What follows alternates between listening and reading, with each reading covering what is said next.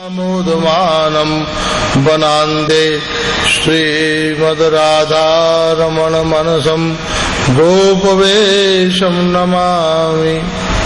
कृष्णाय वासुदेवाय देवकी नंदनाय च नन्दगोपकुमाराय गोविन्दाय नमो नमः।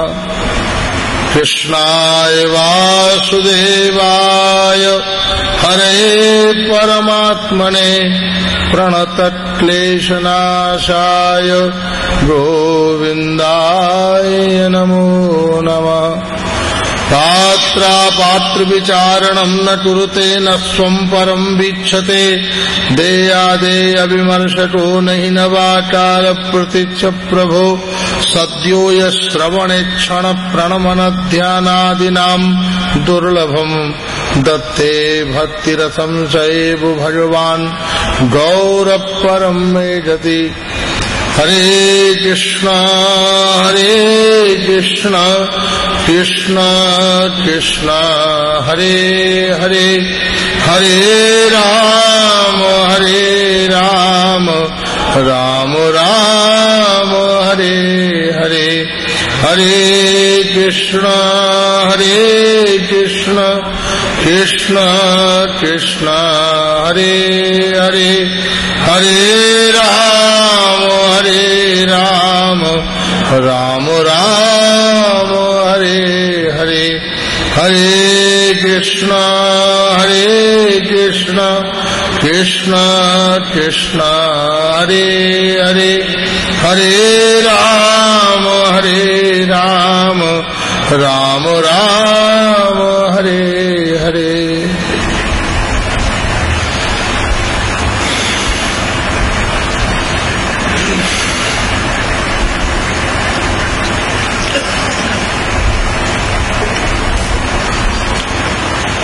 श्रीमद् चैतन्य चरितामृत जी का परम सार श्री कृष्ण प्रेम है। गौर गाथा दिए होए कृष्ण प्रेम सार। गौर गाथा श्री चैतन्य महाप्रभु जी का मंगल चरित्र हमारे अंदर श्री कृष्ण प्रेम उदय करता है। जैसे पत्थर को फाड़कर मीठे पानी का झरना पैदा हो जाता है, उसी प्रकार हमारे इस पाषाण के समान कठोर हृदय से कृष्ण प्रेम की मंगल धारा का प्रवाह हो जाए और हमारा संपूर्ण कल्मश और किल्बिश, हमारा कलह और काम, उसमें सब निवृत्त होकर हमारे जीवन में, हमारी बुद्धि में, हमारे सत्व में केवल विशुद्ध श्री कृष्ण प्रेम माधुर्य शेष रह जाए।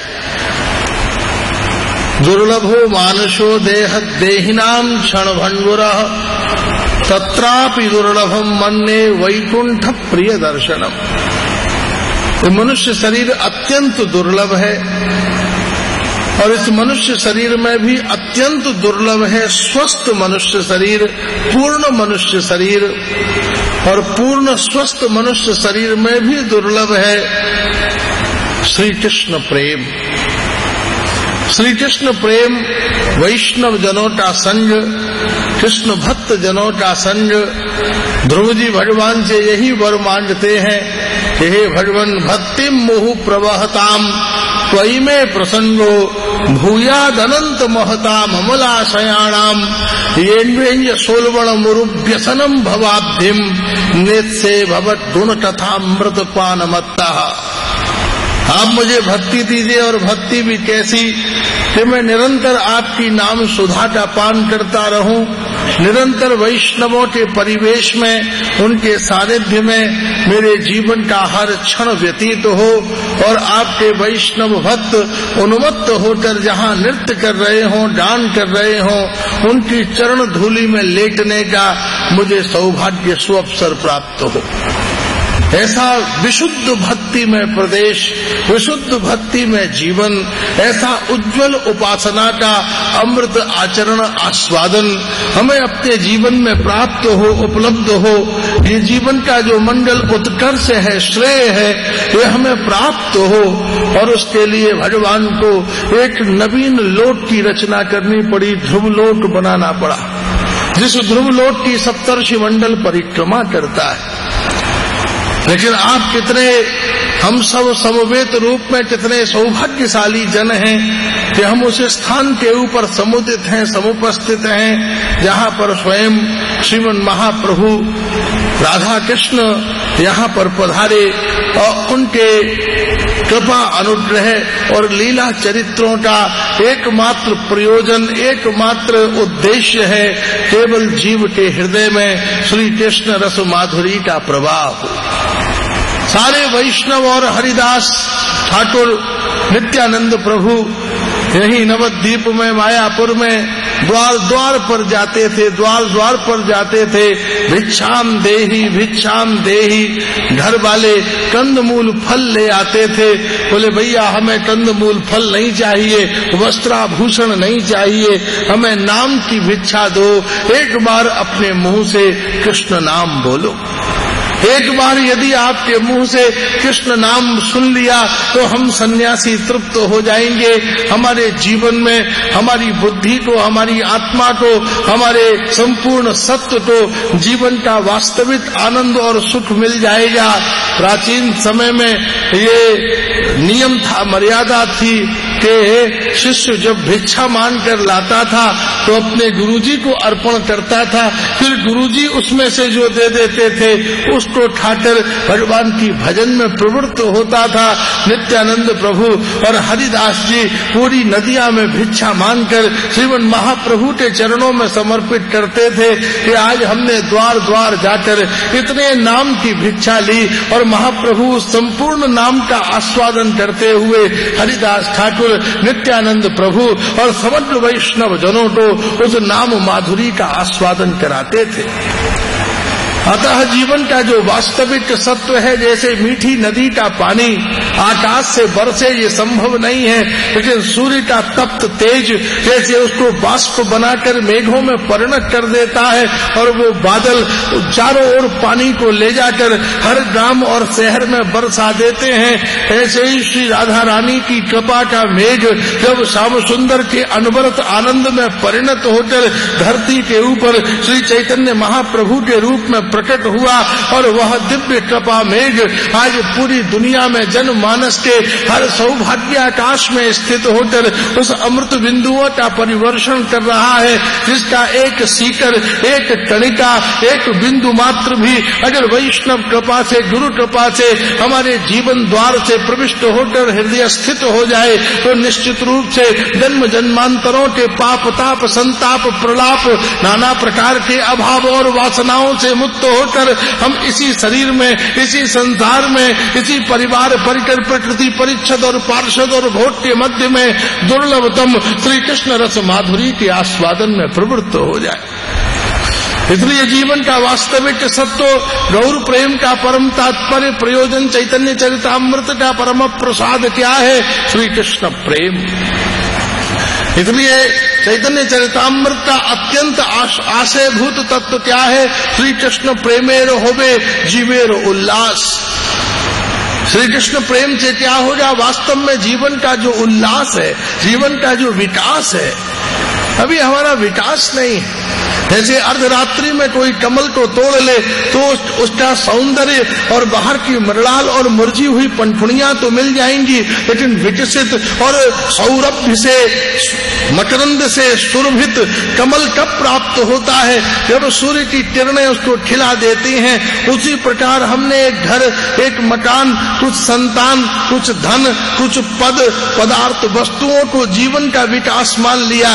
ये जीवन का विकास नहीं है, ये जीवन जीवन का अवसाद है, लेकिन वास्तव में जीवन का विकास कब होता है? जब गुरुदेव की ज्ञान की किरणें हमारे जीवन के हृदय कमल के ऊपर पड़ती हैं और वो खिल उठता है, तो उसकी ज्ञान वैराग्य भक्ति की पंखुड़ियां विकसित हो जाती हैं और उसके अंदर भरा हुआ जो कृष्ण प्रेम का मकरंद है वो उछलकर बाहर आ जाता है। और वह मकरंद जैसे एक खिला हुआ कमल कीचड़ से भरे हुए सारे जलाशय तो सुंदर बना देता है, ऐसे ही एक कृष्ण प्रेमी सारे परिवार और सारे समाज को सुंदर बना देता है। एक कृष्ण प्रेमी के हृदय से भी श्री कृष्ण रस माधुर्य की धारा बह जाए तो उसकी परंपराएं, उसका कुल, उसके पूर्व पुरुष जो जा चुके हैं, जो आने वाले हैं, उसके आसपास का परिवेश और वातावरण सब पवित्रतम हो जाता है, उज्ज्वलतम हो जाता है। एक कृष्ण नाम जीवेर যত पाप हरे, जीवेर साध्य नहीं तो पाप टोरिते पारे। हेन कृष्ण नाम यदि लोए बहुबार, तथापि यदि ना बहे अश्रुधार, ताहैला जानिबे अपराध साक्षय प्रचुर, कृष्ण नाम बीज मात्र ना होए अंकुर। एक श्री कृष्ण का नाम इतने पापों को नष्ट कर सकता है जितना पाप करना मनुष्य की सामर्थ्य ही नहीं है। लेकिन हेन कृष्ण नाम यदि लोए बहुबार, वही श्री कृष्ण का नाम सुबह से शाम तक हम ले रहे हैं, कृष्ण कृष्ण कृष्ण कृष्ण कृष्ण कृष्ण है, कृष्ण कृष्ण कृष्ण कृष्ण कृष्ण कृष्ण है। सुबह से शाम तक हम वह श्री कृष्ण नाम लें, लेकिन फिर भी हमारा हृदय न पिघले, फिर भी हमारी रचना निंदा न छोड़े, हमारी आंखें वासना न छोड़े, हमारा गमन अवस्थान अवलोकन हसन विलोकन इंद्रियों की प्रक्रियाएं पवित्र न हो, ताहुला जानिबे अपराध साक्षय प्रचुर। तो हमें जानना चाहिए कि पाप बड़े प्रचंड है, चारों तरफ से घेर रखा है हमारे हृदय को। आपके घर में रखा हुआ कोई एक ऐसा घड़ा, अमृतवान जैसे पहले रखे रहते थे, ऐसा घड़ा जिसमें परदादी ने नींबू का अचार डाला हो, फिर दादी ने डाला हो, फिर माँ ने डाला हो और फिर तुमने डाला हो, और उस पूरी की पूरी हड्डियां की रग रग में जैसे अचार की और तेल की गंध व्याप्त हो गई है। और फिर आप सोचो कि इस पात्र को इतना पवित्र किया जाए कि इसमें गुलाब और केवड़े के इत्र भरे जाएं, आप उसे कितने भी नल की धाराओं में धो, कितनी बार गंगा का जल भरो और पलटो, और वर्षा के 4 महीने तक उसे अपनी अट्टालिका के ऊपर धर दो और अनवरत बरसने वाले मेघ 4 महीने तक उसके ऊपर बरसे, फिर भी वो इतना पवित्र नहीं हो पाता कि उसमें गुलाब और केवड़े का इत्र रखा जा सके। ऐसे ही ये हृदय परंपराओं तह जिसमें वासनाएं हैं, कामनाएं हैं, विविध प्रकार की इच्छाएं और स्पृहाओं ने इस दिल के कोने कोने में वासना कामना देहिषणा कलत्रयिषणा, हम बिना किसी विचार के और कामना के एक कदम आगे नहीं उठाते। हमारी हर क्रिया में कोई इच्छा, कोई स्पृहा, कोई द्वेष, कोई प्रतिस्पर्धा, कोई अभिमान, कोई लालसा, कोई विकृति व्याप्त हो जाती है। अरे भाई, उस घड़े को इतना पवित्र कैसे किया जाए कि उसमें ब्रह्मांड का दुर्लभतम श्री कृष्ण प्रेम भरा जा सके, राधा रानी का प्रेम भरा जा सके। बोले उसका एक ही उपाय है कि उसे कृष्ण नाम में रखो। कृष्ण नाम अपने ताप से उसके रग रग में समाई हुई वासना को निकाल देगा। जैसे आग में पलकर सोने का विकार निकल जाता है, ऐसे ही कृष्ण नाम में पलकर हृदय के विकार निकल जाएंगे। और जब आंखों से आंसू बहेगा तो उस जल की धारा में सारी विकृतियां निवृत्त हो जाएंगी। फिर गुरुदेव के चरणों की रज जब उसमें आपूरित होगी तो उसके घर्षण से उसके ऊपर की जो लेर वासनाओं की जमी हुई है वो निवृत्त हो जाएगी। और जिस दिन ये पात्र पवित्र हो जाएगा, बंसी बजाते हुए स्वयं गोपाल उसमें प्रकट हो जाएंगे। जीवन का जो वास्तविक तथ्य होगा, सत्य होगा, जीवन की वास्तविक वो चेतना और प्रेरणा होगी, वो जीवन के उस वास्तविक दर्शन को जन्म देगी। वही कृष्ण नाम बहुत बार लेने पर भी हमारे जीवन से उस वासना कामना की निवृत्ति न हो, ताहुला जानिबे अपराध साक्षय प्रचुर, कृष्ण नाम बीज मात्र ना होए अंकुर। श्री कृष्ण नाम हमारे हृदय में कैसे रखा है? बीज रूप में। आप आम का, अमरूद का, अंगूर का, अनार का बीज कांच की शीशी में बंद करके उसे फ्रीज में रख दो और फिर माथा पीटो कि हमारे पास तो 500 बीज थे, बाबा जी दे गए, आज तक एक फल हमें नहीं मिला। अरे भाई, कांच की शीशी में बंद बीज और जो फ्रीज में रख दिए गए हैं उससे फार्मिंग नहीं हो सकती, खेती नहीं हो सकती। ऐसे ही यह जो कृष्ण नाम का बीज है, इस कृष्ण नाम के बीज के लिए सर्वोत्तम स्थान कौन सा है? घास फूस तो कहीं भी पैदा की जा सकती है, लेकिन यदि केसर की खेती करनी हो, पिस्ता की खेती करनी हो, बादाम के पेड़ लगाने हो, तो उसके लिए लैंड चॉइस करना पड़ेगा। कौन सा स्थान, जहाँ की भौगोलिक स्थिति, वहाँ का टेम्परेचर 35 से ऊपर तो नहीं जाता और माइनस से डाउन तो नहीं जाता। बैलेंस जहाँ का टेम्परेचर हो, बैलेंस जहाँ का वर्षा काल हो, जहाँ की भूमि उर्वरा और उपजाऊ हो, किसान जहाँ का बहुत सावधान हो, कोई चिड़िया चेंटी उसकी जड़ में घुसने न पाए, पक्षी उसे चोंच से नोचने न पाए, कितनी सावधानी से उस केसर और बादाम की खेती करनी पड़ती है। ऐसे ही यह कृष्ण नाम जो बीज रूप से गुरुदेव की कृपा से हमें प्राप्त होता है, उसके लिए अगर ब्रह्मांड में सबसे उत्तम कोई खेत है तो वो खेत क्या है? बोले मनुष्य का हृदय है। स्निग्धान चित्त चेतसाह, उपनिषद जिसके विषय में कहते हैं जो स्निग्ध है, अपने आप में जिसके अंदर उर्वरा प्रकृति है, जिसमें कुछ भी न डालो तो भी जिसका उत्पादन होता ही रहता है। आप खेत में कुछ भी मत डालिए, जंगली घास फूस, कांटा कूटा, कुछ न कुछ होता ही रहता है। ऐसे ही ये हृदय भी उत्पादक युक्त है, कुछ न कुछ उसमें विचार चलते ही रहते हैं, वेट थॉट उठते ही रहते हैं, विमर्श चलता ही रहता है। उनको एक सद दिशा हमें प्रदान करनी है।